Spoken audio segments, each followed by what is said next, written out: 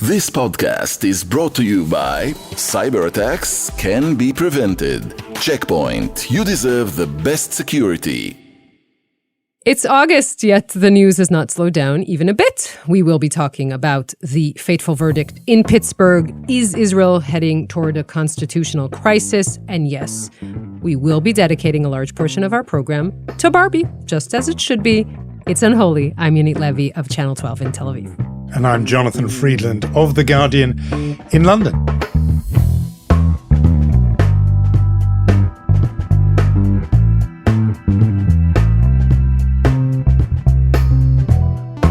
It's Unholy, two Jews on the news from Keshet podcasts. As you mentioned, our last one before a little bit of a summer break, and to get myself in the holiday mood, I did go and see Barbie. It is true to say that such is my commitment to Unholy that I went to see the movie, that it is, I may not on my own, left to my own devices, have bought a ticket. I was getting the odd strange look from my fellow cinema goers. But yeah, there we will get into that in a big way. There was lots to talk about and lots Jewishly to talk about.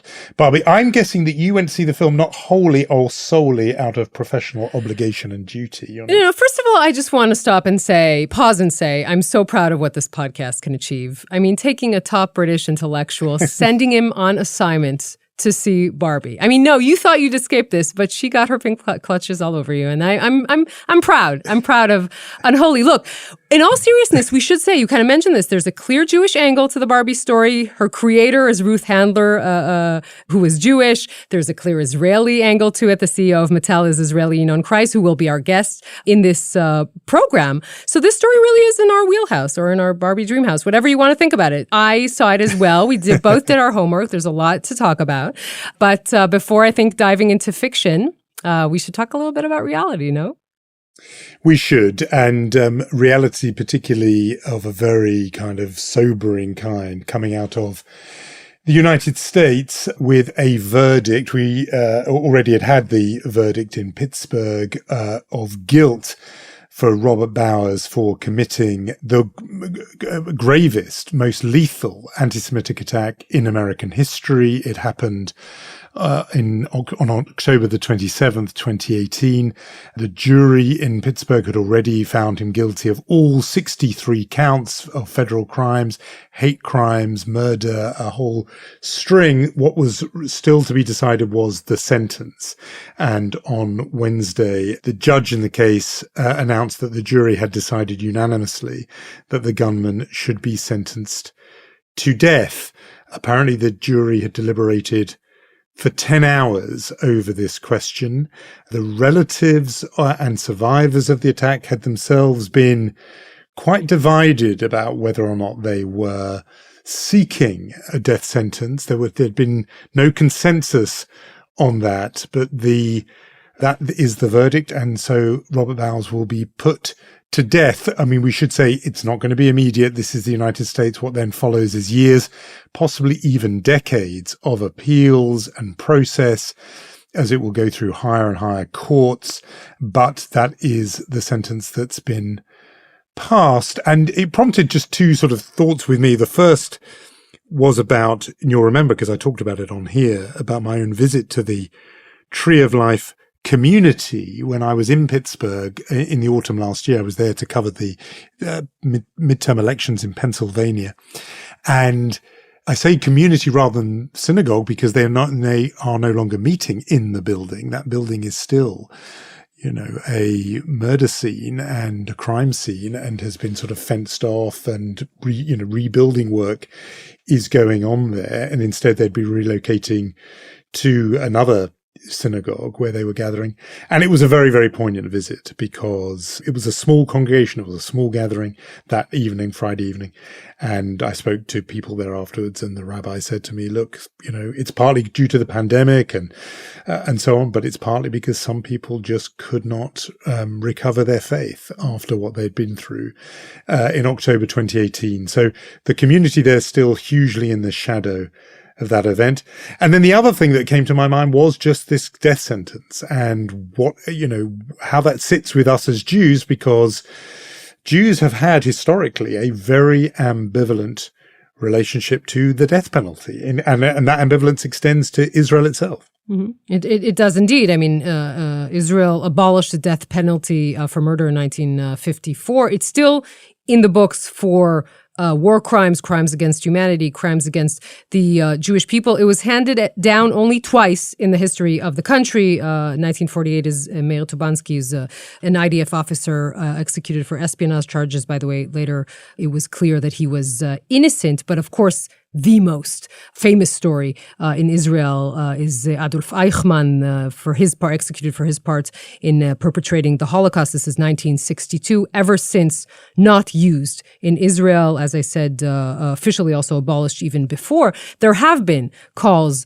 in the Israeli right to bring it back for terrorists. That is a whole big argument. But essentially, Israel being slightly an exception in the Middle East for not having a death penalty used. I have to tell you, Jonathan, another thing from the Israeli kind of perspective is just how the effects of this horrendous murder, massacre, essentially, affected, I think, the Jewish community in the United States. In Israel, it's always, you can't have enough security. But I think something changed very dramatically for the Jewish community in America after this, and the beefed up security that they have now, not only in synagogues, not only on holidays, but also in JCCs and Jewish centers and in Jewish schools. This is all a lot of work from, I think, particularly the JFNA that sort of found funding and secured funding from Congress to help with that, because that is something that has become very, very important in the world we live in.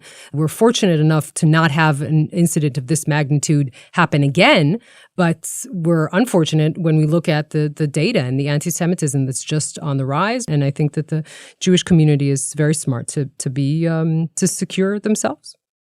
Yeah, it's one of the big differences, I was going to say, between Jewish life and non-Jewish life in the diaspora. In other words, it's one thing that Jews always cite to explain to non-Jews why anti-Semitism is not just a historical phenomenon, part of the past, but instead part of the lived reality of Jewish lives today.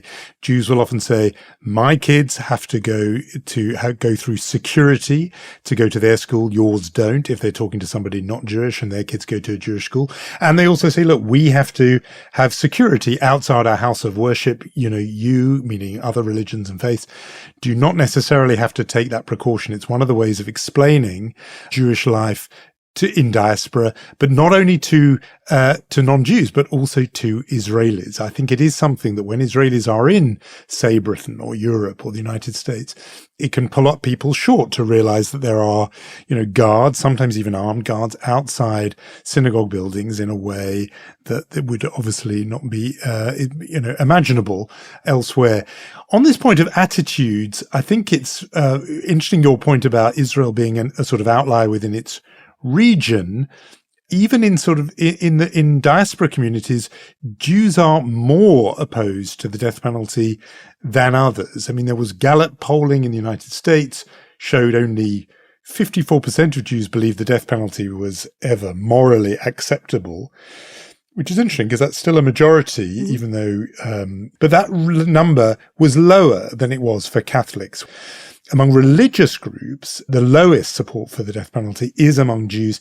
And there is just this fascinating sort of ambivalence in Jewish texts about this. I mean, and rabbis do debate this, where some see a kind of reticence about the death penalty whereby so many obstacles are set in the way of it being implemented as if to make it almost functionally impossible to carry out. There's, according to the Mishnah, there's the, important Jewish text, there's this requirement that every capital case has to be decided by a Sanhedrin of 23 judges. If the conviction is unanimous but rendered too quickly, the accused is acquitted because it's assumed that the case has not been adequately considered or considered the possibility of the defendant's innocence. So on the one hand, there's all that. On the other, you look at the book and the books, and the Torah has, a range of of crimes whereby you should be, with the sentence is execution, from violating the Sabbath to a whole range of sometimes sexual meticulously sins. Detailed execution. That's right. Oh my word! The way the penalty is administered, it can be really blood curdling.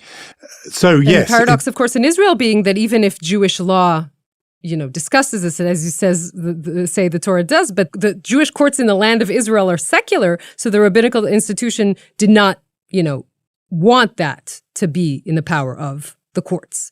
So that's an interesting sort of twist inside everything that we're talking about. Completely, because that actually goes to this point about even if it's technically, theoretically allowed, no one really wants to sort of implement it. There's this sort of reluctance about it. And that was borne out, it seems, in the Pittsburgh Tree of Life community itself, where there was deep ambivalence about this. There was no consensus on whether or not this would be the appropriate punishment. As it turns out, that was not their decision, of course. It's the decision of the jury, and the jury, after 10 hours of deliberation, have decided to dismiss the pleas that this was somehow the killer was swayed by mental illness, and rather they said, no, he is fit to be judged in this way, and they have passed the ultimate sentence on him. So, and by the way, just as a final thought on this, interesting observation from one of the people involved, one of those grieving, saying that this confirms that Jewish lives count in American life, that for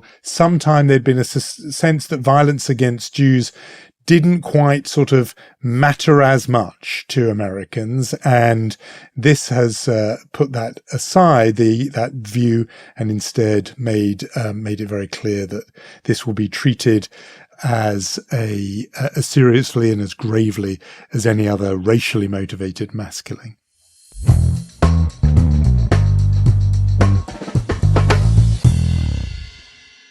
So, moving from diaspora to Israel, this week we saw, we were 10 days after the legislation passed, the first part of the judicial overhaul, the reasonableness clause, or rather striking down the reasonableness clause. This week has been, I'm hesitant to say, relatively quiet by Israeli standards. I should make that very, very clear.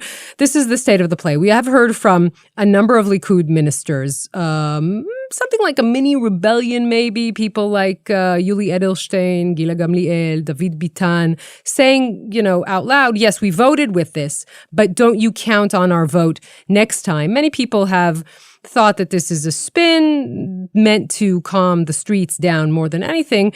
There's another option, which is they are just simply fed up with Yariv Levin, the justice minister running the show, and they want to say this is, enough is enough for us. The protest movement on the other side will continue. It was week 30 on Saturday. The protest movement in Israel is entering its 8th month. Massive demonstrations, mainly in Tel Aviv, Kaplan Street. The plan is to continue, maybe less centers, but still going to continue throughout August. That is that side. And most importantly, all eyes on the date 12th of September. The Supreme Court sets an official date to hear petitions against Netanyahu's overhaul bill. For the first time in history, 15 judges will sit in judgment. And the big question, will they strike down this legislation? Remember, it is an amendment to the basic law. So the question is, will they essentially deem this an unconstitutional constitutional amendment? Esther Chayut, Chief Justice, will be stepping down in October. So this might be a historic moment for her. Yeah, and just on that, I think it's worth noting that in his never-ending round of interviews with American broadcasters and journalistic outlets. In English. In English, where he feels sort of safer somehow, he was asked by Wolf Blitzer, if the Supreme Court strike down this move, will he accept that judgment? And he very pointedly and noticeably did not commit to accepting that view. Slight echo there of, Donald Trump not saying in advance that he would accept the verdict of the electorate, relevant in the week that Donald Trump's indicted for conspiring to overturn or seeking to overturn the results of the 2020 election. That thing of the populist leader who says, will I accept the constitutional process? Well, depends if it finds in my favor or not. If it doesn't, no guarantees. I thought that was significant. And I also thought, not that we're going to preempt our own choice of chutzpah nominee, because that comes later in the episode, but I did think it was a little example of chutzpah that Netanyahu, when asked about this point, said, look, this is like the US Supreme Court throwing out a constitutional amendment as unconstitutional. Well, no, it really is not anything like that at all. Without getting into a civics lesson, the Israel parliament with just one vote. Let's get into a civics lesson on that. It is such a chutzpah to say it because, of course, you can change the constitution by a single vote in this one-chamber parliament. 61 votes is enough. You attach the word basic and you've suddenly changed the constitution just by passing a normal law. If the comparable situation in America to change the constitution is the House, the Senate, the President, and 38 of the 50 states all have to approve a change. It is not the same thing. Of course, the Supreme Court in America would not be in a position to do that because it would have gone through all those other hurdles and hoops. In this case, there's been nothing like that. It is at the whim of the sitting government of the day. And it is a classic move by Netanyahu, who, because of his American accented English, manages to seem authoritative about how America works and how it compares to Israel. No comparison. Do not allow yourself to be bamboozled. And it was a chutzpah of him to say it, in my view, but at the key point, not committing to abiding by the verdict on September the 12th. I want to add to what you're saying, and you're completely accurate. Basic laws in Israel can be changed with a regular majority. That is a huge difference. And I'm sure that the Prime Minister did not forget that. But I want to emphasize the fact that time and time again, not only in this interview with Wolf Blitzer on CNN, he refuses to say clearly that he will abide by the High Court's ruling on this judicial overhaul law. This is a massive thing to consider. Now, many have pointed out that what he's trying to do here is to send a signal to the judges, because Israel's court has never, with all its powers, never struck down a basic law. And he's trying to send a message to them saying, I don't believe they're actually going to do that. But if you're trying, and first of all, you're the prime minister of the country, you need to adhere to the rule of law. But if you're trying to send a message at the same time, right, calling it minor changes and saying democracy is Israel's going to remain a democracy, how are you calming anyone by not clearly saying that you would adhere to a Supreme Court's decision? So the deus ex machina that some people are hoping for here, the thing that could come and somehow upend the whole drama, is this talk, and Tom Friedman talked about it on the podcast a couple of weeks back, is this talk of a potential breakthrough with Saudi Arabia and some kind of normalization deal where maybe the price could be that somehow, if Israel's to get the signature it wants on this deal, it has to row back on the current sort of course of action. I don't know what you're hearing on that, but to me, that's, is that just sort of wishful thinking? It did happen once before with the Abraham Accords, where Netanyahu had to put the brakes on plans to annex the West Bank. Instead, that was the price to get, a handshake with the United Arab Emirates and so on. How likely is this, or is this fantasy talk, do you think, Yoni? Look, if this is to happen, and we should remember, the big story is United States recalibrating its relationship with Saudi Arabia. Israel is, as much as we like to think of ourselves at the center of everything, Israel is a small part of this whole story. And the theory goes like this. First of all, if it is to happen, there is a window of 6 to 8 months in which the Biden administration can have its attention to it, have the bandwidth to deal with it. MBS might be on board. Netanyahu might be on board. And then this could happen. But politically in Israel, and we don't know what the price that Israel will have to pay on the Palestinian, in the Palestinian realm will be, but there will be something. That is for sure. And in the internal Israeli politics right now dictate that it will be impossible for Netanyahu to hold together this far-right, ultra-nationalist government with some sort of concessions to the Palestinians. So in that scenario, and again, we're all in the hypothetical, right? His coalition will somehow break apart. Ben Gvir and Smotrich, being the unruly, more extreme elements, will leave the coalition. And somehow, for this historic moment, Benny Gantz, Yair Lapid, leader of the opposition, Benny Gantz, the strongest person in the poll, will somehow form a government with Netanyahu. By the way, they are saying they will not. Ben Gvir is saying clearly, oh, if this is the scenario that will happen, next elections I'm going to get not 14 seats, but 30 seats. But remember, this is a historic story. If it does happen, it will, first of all, change the makeup of the government and change the whole story of the judicial overhaul will have to halt because there will be no way that this will move forward. There are so many moving parts. In this story, I threw out to you that scenario that eventually Benjamin Netanyahu will be the person sent by the Biden administration to try and convince some of the Republicans reluctant to vote for this in Congress why they should vote for this. That would be a paradox upon paradox or irony upon irony, whatever you want to think about it. I think we're still pretty far, but Eli Cohen, who's the Minister of Foreign Affairs, said on Channel 12 this week, we are closer than we ever were to this kind of normalization with Saudi Arabia. So things are happening. I don't think we're seeing the whole picture, but we're the land of the impossible. I think that this is definitely a possibility. It's so interesting. It's something you can imagine the Biden administration wanting on multiple levels. They would love to have a big foreign policy trophy going into 2024, a re-election year, re-election campaign. It also is a way for them immediately to lance the boil of the judicial overhaul, which they have not liked. And this would be a way to two birds with one stone, isn't it? Because you get a normalization deal in the region and you get to solve what has become a headache for them, this departure from the shared values script by Israel.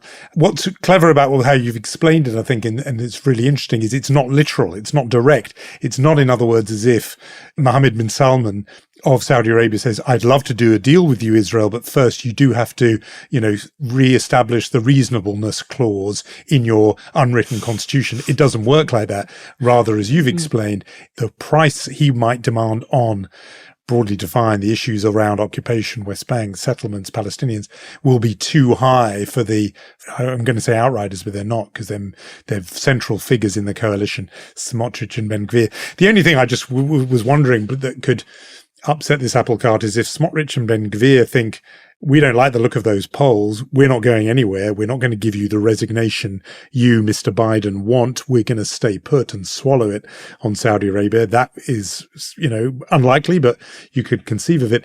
And then, of course, I suppose, is if Yair Lapid and Benny Gantz, as you said, don't play ball and don't go into some kind of national unity administration, but instead say, we're going to take our chances with an election and the Saudi deal will have to wait until Israel has a new government ready to sign. I mean, I don't know how likely or improbable any of these things are, but it just shows you, as you said, multiple moving parts, a very, very complex story, but that could be the next twist in this drama.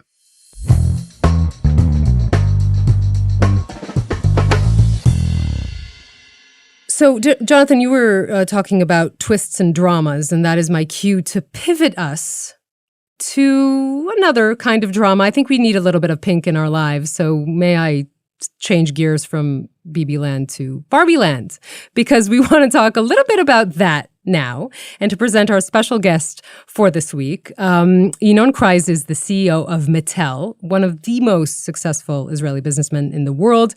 He spent years in the television business, we should say, Fox Kids Europe and Endemol, and CEO of Maker Studios. But when he took the reins of Mattel in 2018, he decided to sort of reshape this toy giant and into a content factory. One of his ideas today is turned into a box office bonanza, I suppose. You've heard of it. It's called Barbie. It's directed by Greta Gerwig and starring Margot Robbie and Ryan Gosling, America Ferrera. We really are excited to have you on the show. Ynon, thanks for joining us on Unholy. Thank you. Thank you for inviting me. There's so much to talk about. Let's start with, this is actually your idea. So tell us about it. Yes, well, when I joined the company, we put together a strategy to transform Mattel to become an IP-driven, high-performing toy company. This is to say we didn't decide to exit the toy business and start to make content only, but we said, let's fix the toy side of the company, which is a great foundation for our core business, and then continue to expand the scale of the company and our business model to capture full value from our intellectual properties. And a key part of that, a key tenet of that was to get into films. And that was One of the very first projects we initiated when I joined the company to set up and start the Barbie movie project way back in the day, 5 years ago. And brilliant idea, I thought, to really lean into the fact that some people love it, some people hate it. That's part of the branding and the trailer message, and going for this kind of hipster royalty in Greta Gerwig and Noah Baumbach to the director, the writer, and that way making it not just seem appealing to all the people who've grown up with Barbie and love it from childhood, but actually a whole other audience who would be quite sort of cool and skeptical and perhaps even anti-Barbie, and to make them part of it too. Was that also your thinking? Yeah, the goal from the beginning was not just to make a movie, but to create a cultural event, a societal moment. And we also said this is not about selling toys. The goal was to create quality content, an experience, content that people would want to watch. And we always said if people will watch our content and have a strong emotional engagement with the movie, good things will happen. And we know we will sell a lot of toys, but it wasn't about trying to sell or to create a movie in order to amplify toy sales. It was meant to be an experience in and of itself. And this is really the mission also of Mattel Films. It's not about trying to drive toy sales, but to create holistic experience. I'm looking at three of us in this conversation thinking probably the person with the most hours playing with Barbies, just a guess, a wild guess, is probably not the two of you. And this leads me to my next question, which is, I mean, really this is an attempt to sort of remake or retell the Barbie story as a feminist story, make her into a feminist icon. I'm not going to spoil the story of the plot, but it's really Barbie, owning her own story. And the question that sort of I had while watching it is, and I assume I'm not the only one, isn't Barbie herself part of the problem? Because it has been blamed for years for being, upholding these impossible standards for women, making women feel terrible because they can't live up to those standards. It's part of the discussion in the film itself. I guess what I'm asking you, Ynon, is can you make the feminist case for Barbie? Barbie's purpose is to inspire the limitless potential in every girl. And Barbie has been a flag carrier for diversity, inclusivity, and female empowerment. What Greta Gerwig did, the genius of Greta Gerwig, is that she took that message and made a movie that is relevant to everyone. The target audience of the film was, of course, Barbie fans of all ages, but also anyone who's looking to be entertained and inspired by a modern day interpretation of one of the most iconic brands in modern culture. And this is really what this movie is about. It's a big, bold comedy with heart that brings together fashion, music, humor, self-deprecation with many iconic cultural moments. And this is really what made it so strong, so successful, and so appealing to audiences everywhere. We're going to get onto the Jewishness of Barbie soon, because there's lots to talk about there. There are many surprises in the whole Barbie story, which we'll come on to, but there are quite a few surprises in the Barbie film. I have to say, one thing I was not expecting was that the CEO of Mattel is one of the characters in the film, played by Will Ferrell. You are the CEO of Mattel. So what is that like, sitting there watching it's not you, it's your position being inhabited by Will Ferrell? And you've got to explain to me, because I didn't get it completely when I saw it, that the all-male board, I'm sure you don't have an all-male board of executives at Mattel, but tell me what we should be making of that and seeing yourself as Will Ferrell. Yes, the movie has a lot of surprising moments, and this is one of them. I'm a big fan of Will Ferrell. Ever since the Zoolander days, he's a great actor. He's hilarious in the movie. And we, of course, embraced self-deprecation. It was part of Greta's interpretation of the narrative, and we were in on the fun. We take what we do very seriously. We take our product very seriously, but we don't take ourselves very seriously. And we were willing to play along and be part of this narrative. And of course, Mattel is a very diverse company. Half of our independent directors are women, 5 out of 10. And of course, the way the board is depicted in the movie is part of the narrative of the movie. In real life, Mattel is really leading the way in diversity, inclusivity. So Jonathan mentioned this, but of course, also a character in the film, rather importantly, is Ruth Handler, the creator of Barbie, who is Jewish. It does, I mean, you know, she created this perfect, initially, the stereotype Barbie doll, as you call it in the movie, blonde, blue eyes, tall, maybe not the first sort of image handy for every Jewish woman. Do you think it's a story, I mean, originally a story of assimilation, of her trying to be that kind of doll, maybe? No, you know, Ruth created something very special in the fact that we're sitting here today, 64 years after she invented Barbie speaks for itself. You know, I think it's important to say that Barbie is the most diverse doll line on the market today, and over half of the Barbie dolls that are being sold are diverse, not the original Barbie. What do you mean by diverse? Can you sort of run through that for a second? Yeah, so you have different body shapes, different skin tones, hairstyles. There are more than 175 different looks for Barbie. And the original Barbie, the blonde, blue-eyed Barbie, is less than half of the business. Mm-hmm. So it is very much, Barbie today is very much a reflection of the world in the way children see it and how they see the brand around them. And Barbie has inspired different careers among girls, including astronaut, pilot, firefighter, journalist, entrepreneur. And, Barbie traveled to space in 1965, 4 years ahead of Neil Armstrong. Barbie was a surgeon in 1973, where very few women were working in the operating room. Barbie was already a CEO in 1985, so early on, before women began to break the glass ceiling. And of course, Barbie ran for president in 1992 already, and has run for presidency ever since. So, there's been a lot that Barbie did to inspire different careers and really be a flag carrier for opportunities for young girls to imagine and achieve great things. But I just want to keep pressing on this Jewish thing, because to me it can't be irrelevant that her creator was Ruth Handler, not just because Ruth Handler was Jewish, but because the story of Ruth Handler, which is itself so interesting, suggests there was some of what Yonit is talking about there, because, her husband was called Izzy, and I think it was her who said, actually, you should become Elliot. Instead, that's the L part of Matt L, because his business partner was known as Matt.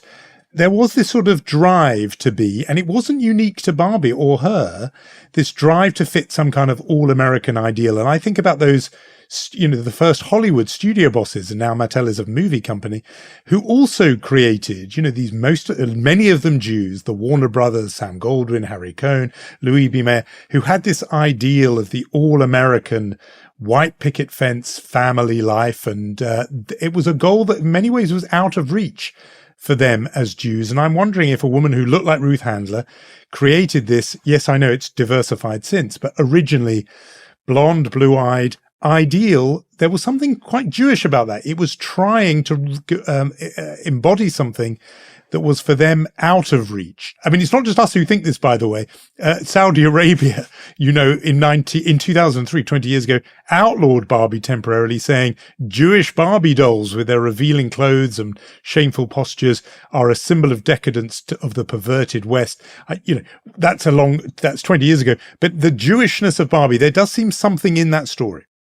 Well, it's true that the founders, the handlers, were Jewish. But Barbie today is really a representation of the world through the eyes of children.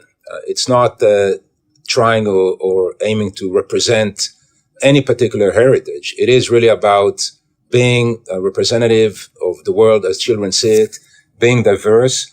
Also, what the movie does, it really is about appealing to broad audiences and telling a narrative, and also reflecting some of the history and how Barbie came to be, but really reflecting the world through the eyes of children and speaking to broad audience globally, not just Barbie fans, but to anyone who's looking to be entertain and inspired. And I think it's also worth saying that for the movie, what we see is that it's not just appealing to women, but we see groups of men go to watch the movie.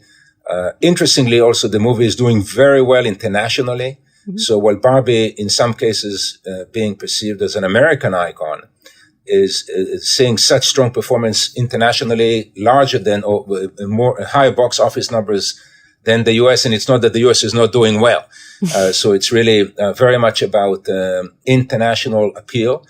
And, Barbie today is a pop culture icon. Barbie is so much more than a doll. It is a pop culture icon, and this is really playing out in part of the success of the movie. There has been, though, sort of criticism, critique from the right, calling this a woke film and saying it's anti-men. Certain right-wing pundits who have podcasts burning Barbie dolls. What do you say to that critique? We think that the genius of Greta, as I said, is that she made this movie appealing to everyone and trying to be true to the original narrative of Barbie, but expanding the story, broadening the story, and making it a cultural event. There are many elements in the movie. You go to see it. Some people take focus on the humor, either on the emotional part of it. Some people just enjoy the references to classic movies in the narrative. And you see same people laugh, laugh out loud, and then 15 or 20 minutes later, cry emotionally from what they see on the screen. So it is a very fulsome experience that is very unique. And you have really a broad offering of music, which is as diverse and eclectic as what we see on the screen. So we need to talk about Ken, I think this is an important subject because there was more of Ken in the film than I was expecting. As a brother of two older sisters, I remember the Barbie dolls, but, I don't remember a Ken doll ever making it into our house. But his obsession with, doing good beach, he's constantly on the beach and it's volleyball and, beach balls and so on. Then I read that you are a former windsurfing instructor and kite surfing instructor. And the subversive thought crossed in my mind, which is not only are you there as Will Ferrell, but maybe you're Ken. I'm not sure you heard that theory before.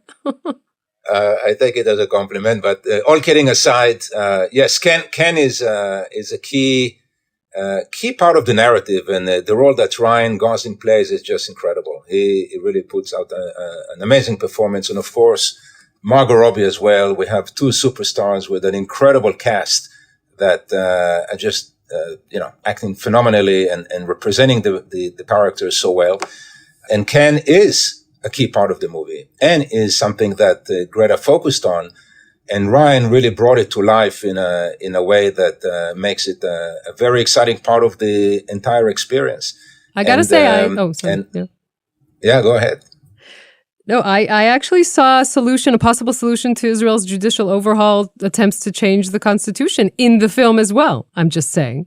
So you see, you also found your own narrative there that appeals to you. So everyone finds something in this movie, and this is really the magic that happened here. And we're so proud of what Greta did. Our role was to provide a creative platform to amplify Greta's vision and to create something very special. I think they changed the constitution more democratically in Barbie land than they do it in Bibi land. But I do want to ask you about being... Note to Israeli protest movements, send the men to the beach to fight and continue with... Just look at the movie and see what they do. It would be an improvement. But I want to ask you about being an Israeli in business and in the movie business, because we're very used to, Jews have had a high profile in American industry, particularly in films going right back to the founding days of Hollywood. But Israelis less so. And I'm very interested to know what that's like. I mean, first of all, how does an Israeli, it's a small country, Israel, how does an Israeli get to be at the top of this very huge global company? But also whether you feel that you have the same sort of angle and voice on Hollywood and film and movies that American Jews have had for decades, or whether being Israeli adds a very different dimension, and what that different dimension might look like. Look, I'm very proud of my Israeli background and heritage, very proud of who I am, and where my family is from, and the language we speak at home, and everything that comes with it.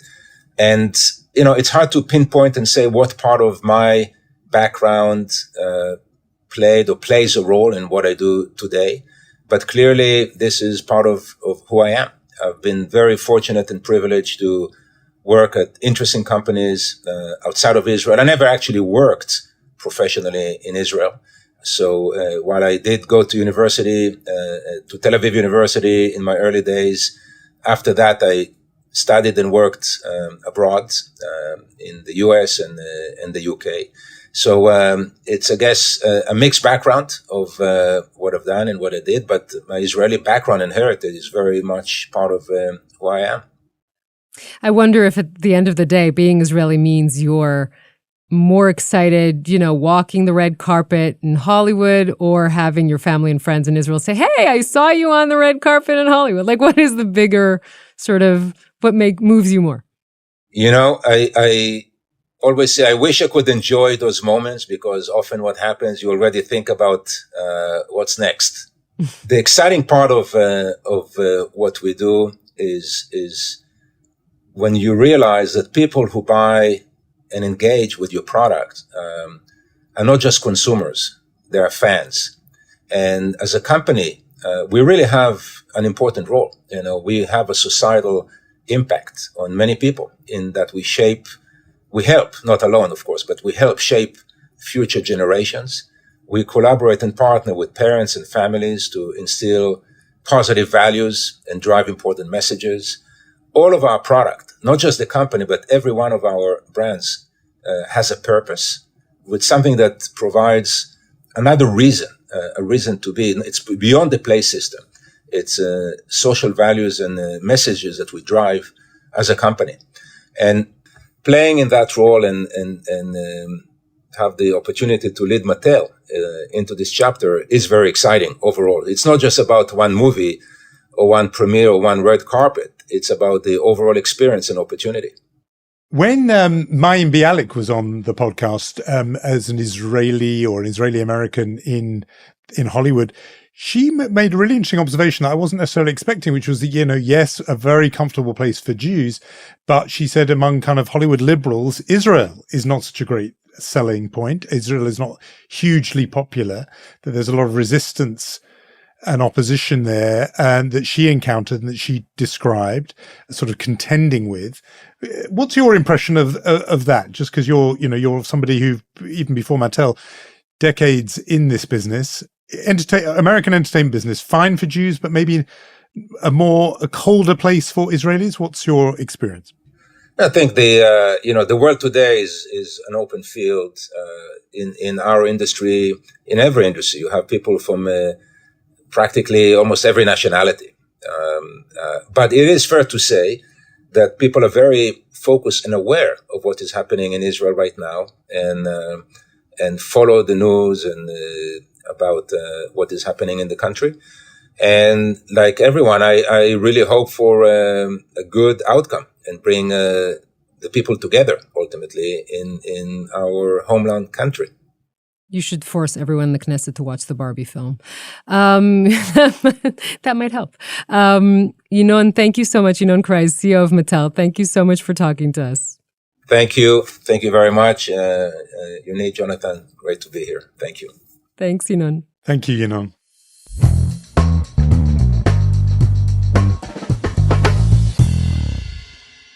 Well, as I said, there are so many surprises and interesting things out of the Barbie movie. I confess I hadn't thought of the judicial overhaul parallel, but it is definitely... You really did? I was sitting with two of my girlfriends there, and all three of us were like, that could solve everything. That moment where they take over the Constitution. Yeah, and as I say, I think genuinely their method was more democratic. But no, I'm still of this view that Barbie does fit in this long lineage of American Jews particularly who had this aspiration. And I'm thinking, just since we talked about it, but Jerry Siegel and Joe Shuster, who created Superman.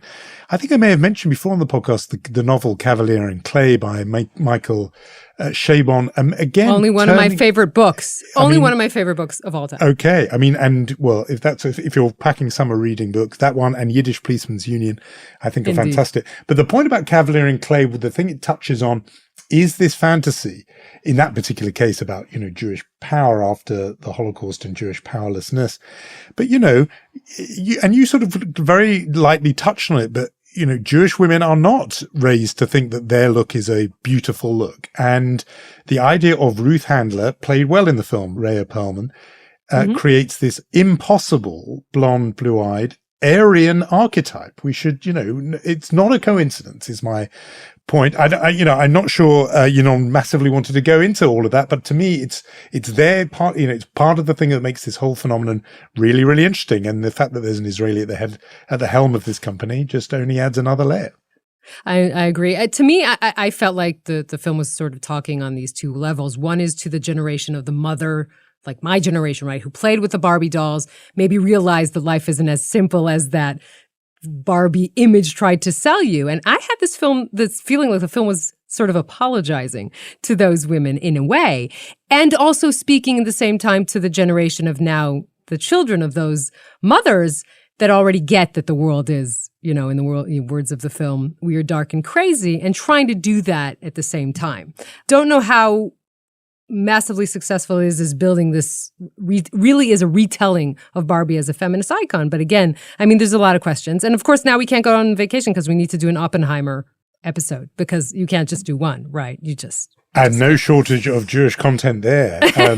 I confess I haven't seen Oppenheimer yet. If you had to place a bet which of these two films I would see first, I'm not sure I myself would have said that Barbie would have edged it. If I had to bet one of those two films that the 15-year-old Jonathan Friedland would see first, it's the same answer. So I don't need to. If you had your own free, opinion on this, which you did not. So. I did not, but you are worryingly accurate about my 15-year-old self. There is no contest in that department. Now, I'm not sure we can hand out any Oscars, but we can hand out our own awards, chutzpah and mensch. Are you going to go first, or shall I? So yes, after 115 episodes of Unholy, I'm yet again stuck with the chutzpah awards. I want to talk about a populist leader being indicted and blaming the judiciary for persecuting him. I'm, of course, talking about Donald J. Trump. I see what you did there.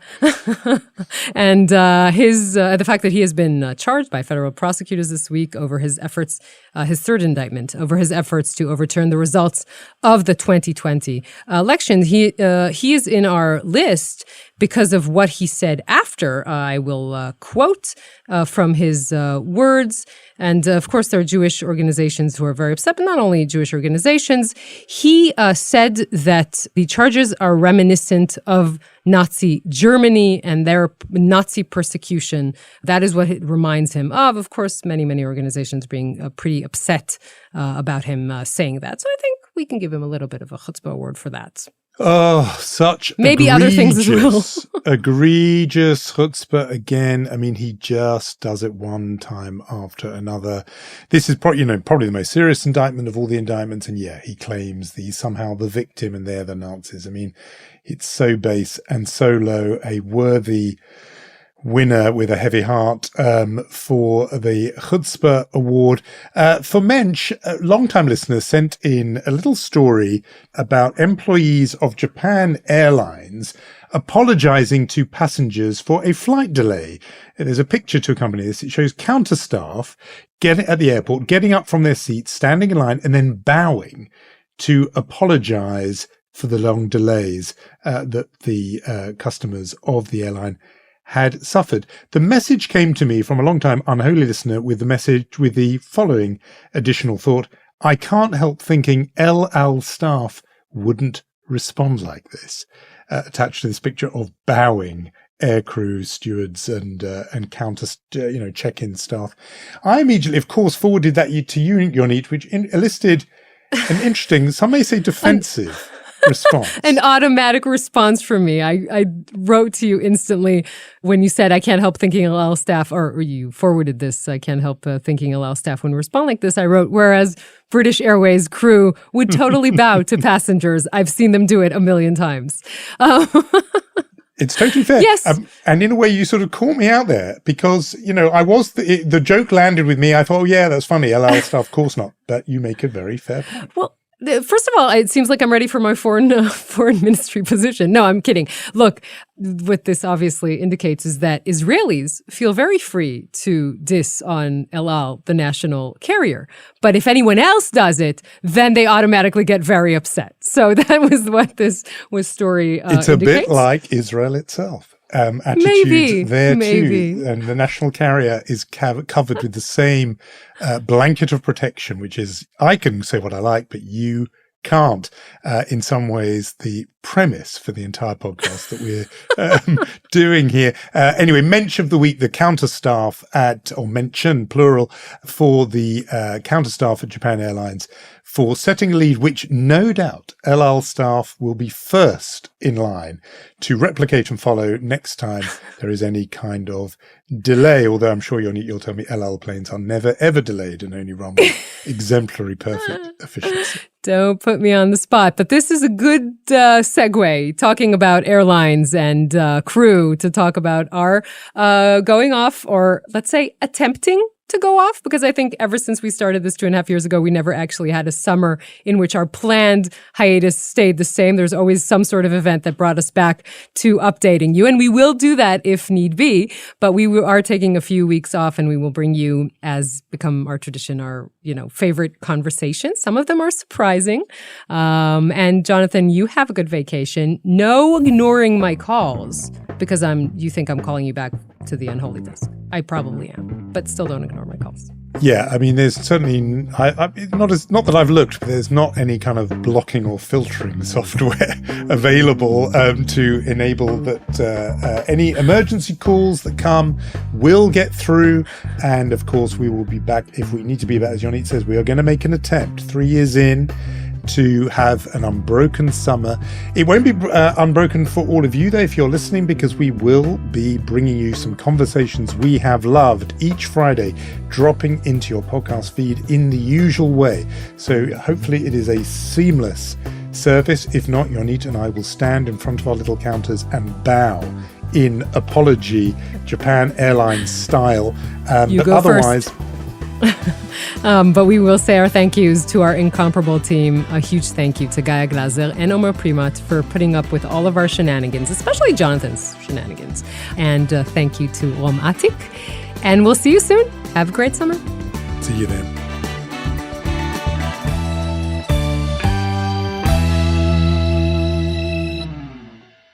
This podcast is brought to you by cyber attacks can be prevented. Checkpoint. You deserve the best security.